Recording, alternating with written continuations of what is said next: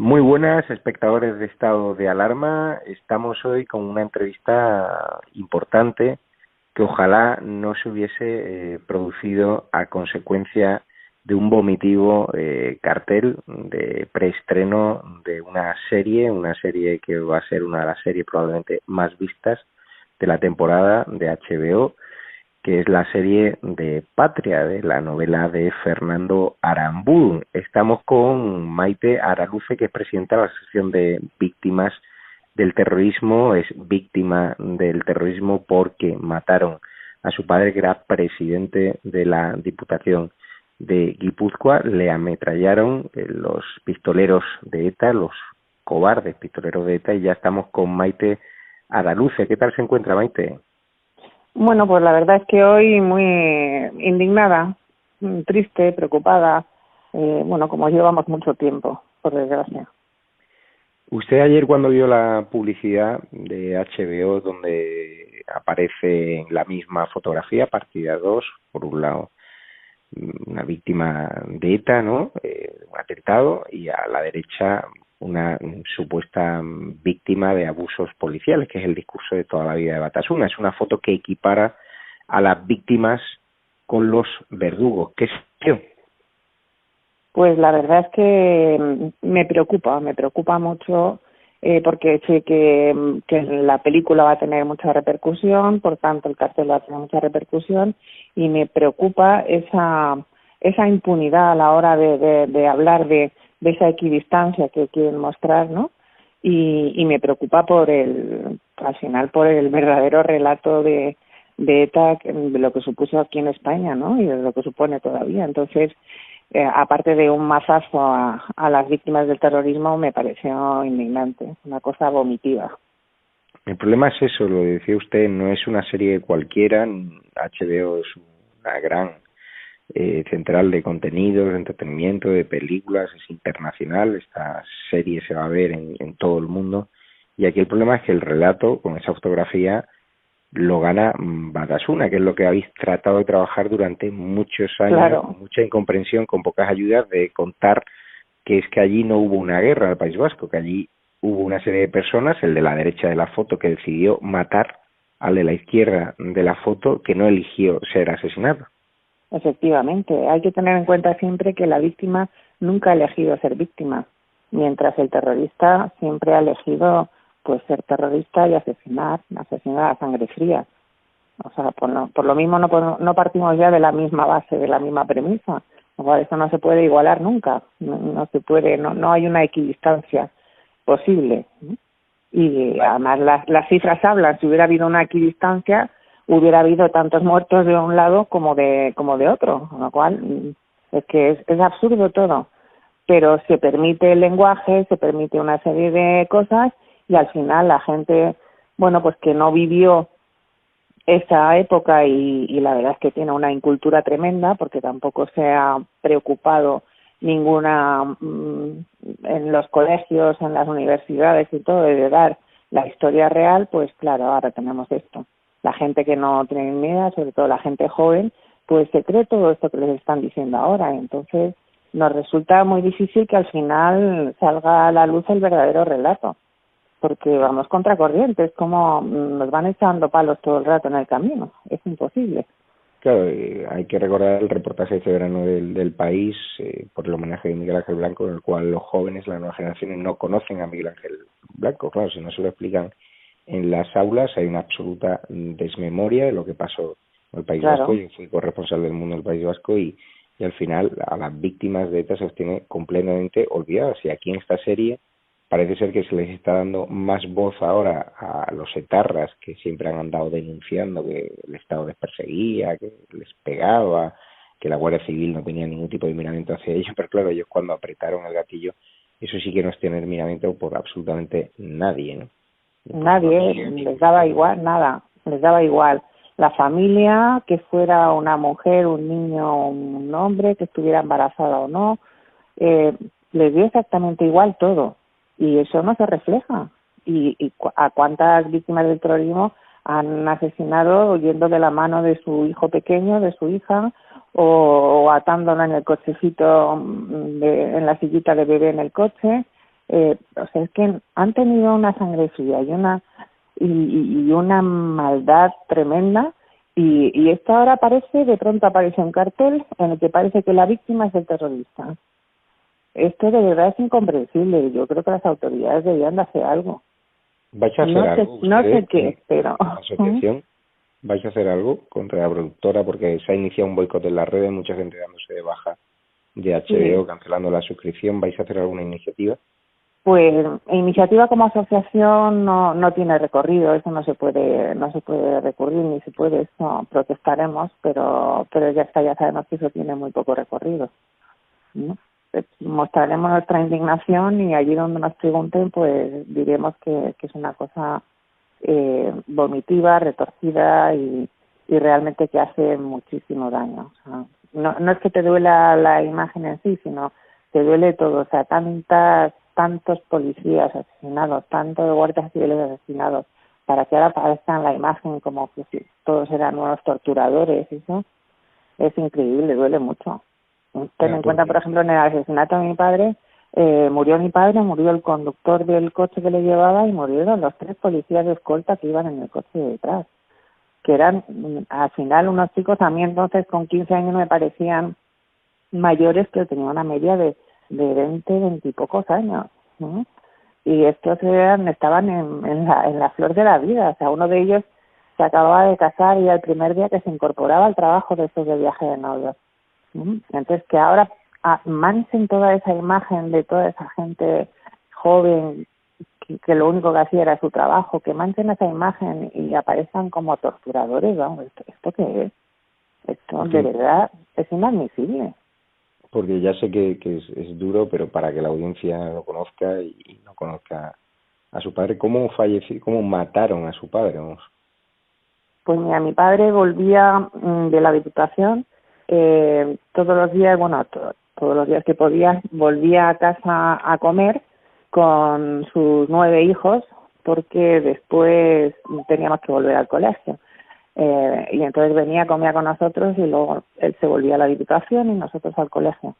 Ese día él avisó que iba a llegar un poco más tarde porque iban a hacerle una entrevista del correo, si no recuerdo mal, bueno, de un periódico. Y entonces nos llamó para decir que iba a llegar un poco más tarde, que empezáramos a comer para no perder el autobús del colegio, y eso hicimos. Empezamos a comer y cuando estábamos en el comedor oímos metralletas. Salimos rápidamente a la terraza que tenía el comedor y ahí vimos todavía, bueno, pues una imagen tremenda. Los 2 coches estaban 3 terroristas con metralletas esperando en la puerta de casa, debajo de la marquesina de autobús que había, y los asesinaron a los 5. Era el año 76. 1976. ¿Y qué país, no? Cuánta ignorancia, qué desmemoria en un país donde se homenajea ahora a plena luz del día a los terroristas, sí. a los etarras, a los cuales se les invita a programas de televisión como OT y como si fuesen estrellas.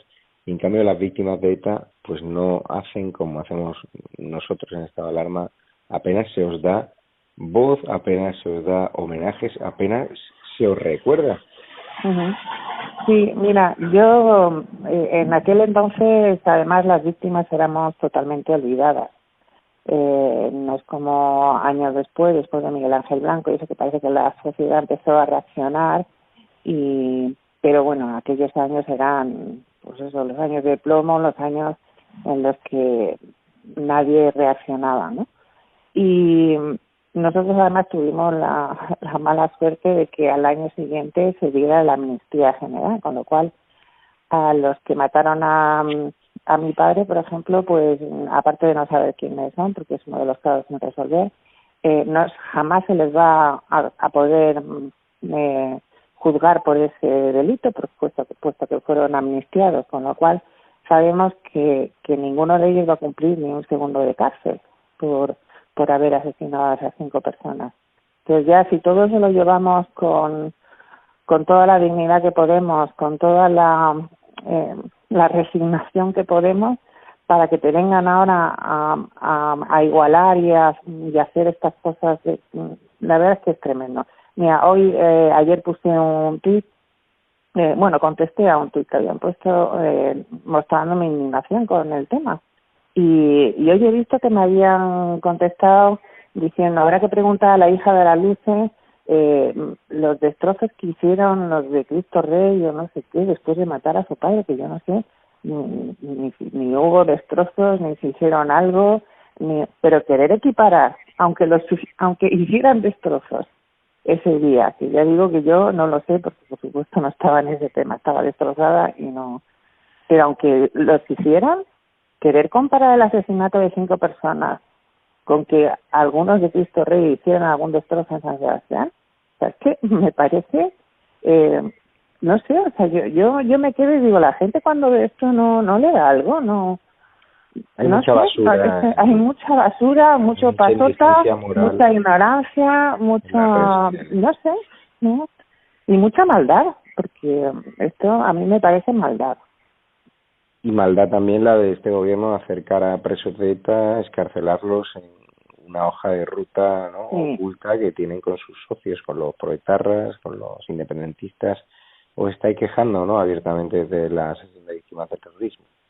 Y bueno, el problema no es tanto que los acerquen, sino que una vez que están más acercados allí, porque nosotros siempre decimos que lo que quieren no son los acercamientos, lo que quieren es tenerlos en la calle. Entonces, el primer paso es acercarlos. Y luego ya una vez que los acerca, pues ya empiezan a cambiar, a progresar de grado, ya empiezan a darles permisos, ya empiezan a andar hasta que acaban en la calle. Entonces, bueno, pues ese es el problema, que al final van a acabar todos en la calle, Claro. más pronto que tarde. Y el gobierno autorizando los onguietorris, los homenajes a etarras en Navarra, incluso a esos delincuentes de la izquierda abertzale que pintorrearon, que atacaron la casa de su propia líder en el Partido Socialista de Euskadi, que el PSOE está traicionando su propio muerto, porque también tienen víctimas de ETA entre sus filas.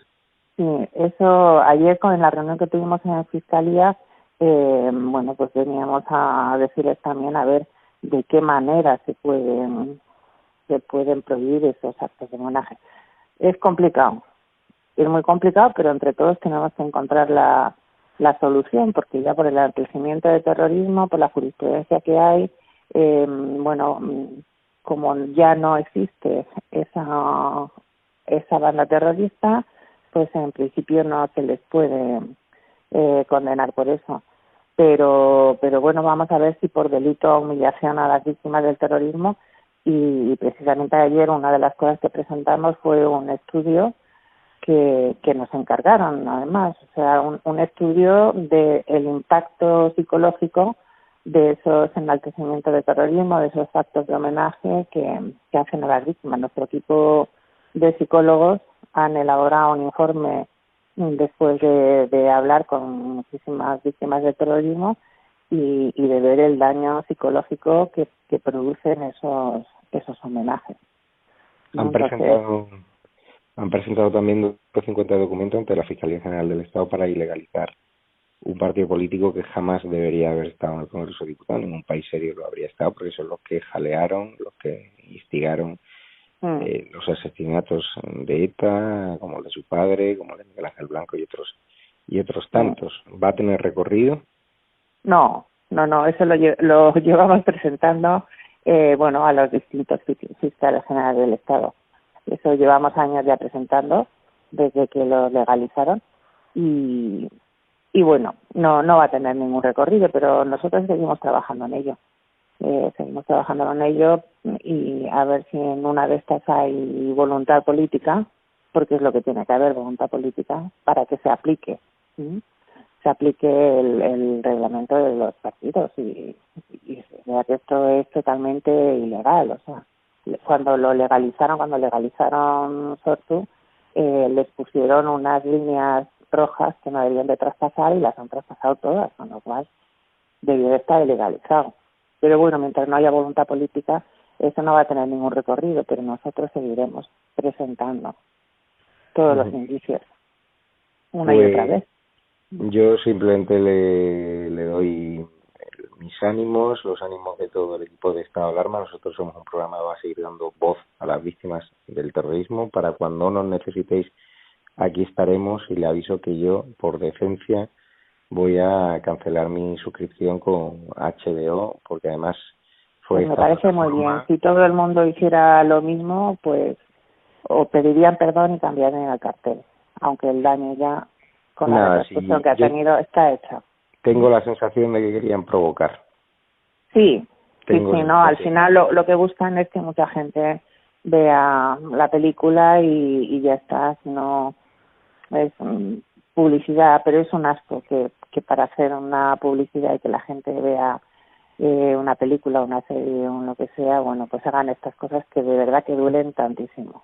No se puede usar a las víctimas de ETA para provocar, para hacer campañas de marketing. Hay muchísimo sufrimiento, muchísimas vidas rotas, muchísima desesperanza, que es lo que usted me está transmitiendo hoy, de que están peleando a contracorriente y prácticamente sin la ayuda de nadie y para nada, porque ustedes mismos reconocen que ese documento no va a tener recorrido, porque se encuentra con un muro de hormigón, lo cual honra más su batalla, pues una batalla de convicción, y sabiendo que va a ser muy complicado con este gobierno que es socio de los que mataron a su padre. Yo cuando di el paso al frente para ser presidenta de la OET, me prometí a mí misma decir, bueno, a mi padre le quitaron la voz, pero mientras yo tenga voz, voy a poder hablar por él y por otros muchos más.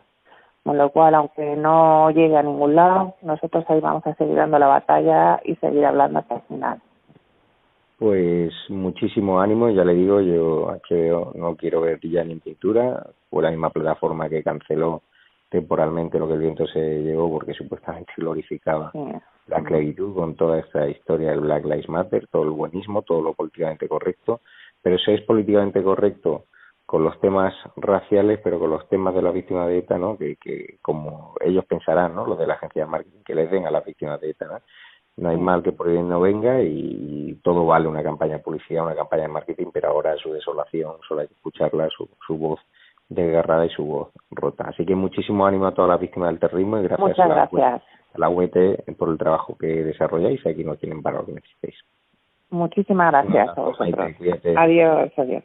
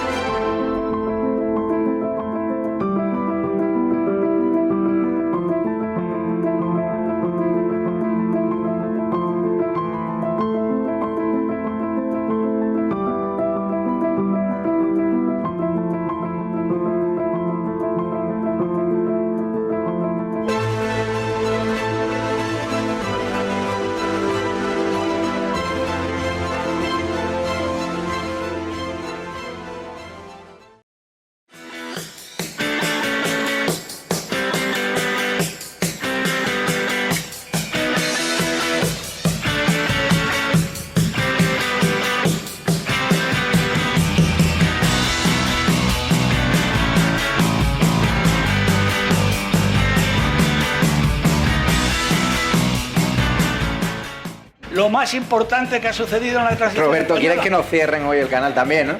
Por lo que veo. Porque... Madre mía.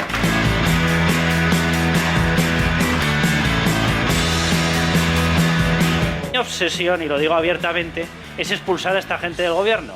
Mientras que no los expulsemos, España seguirá siendo el peor país en gestionar una pandemia, el peor país en una crisis económica, el peor país. Y la única forma que tenemos de evitarlo es echar a esta gente.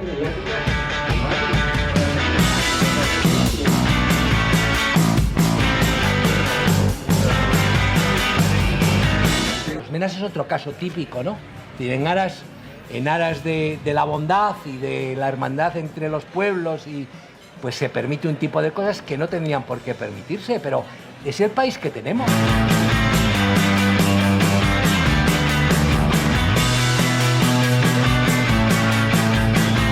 Pero no me gusta para nada muchísimas cosas que he dicho. Por eso está en estado de alarma, porque si yo solo tuviese a personas que piensan como yo, pues sería un programa muy aburrido y no construiríamos nada. Desde la diversidad y la libertad de expresión es cuando llegaremos a los consensos, si no será imposible.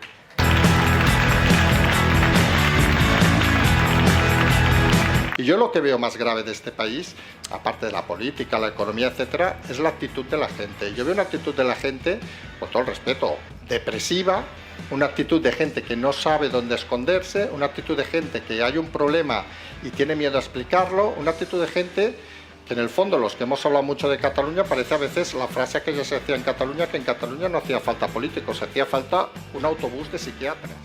¡Viva España!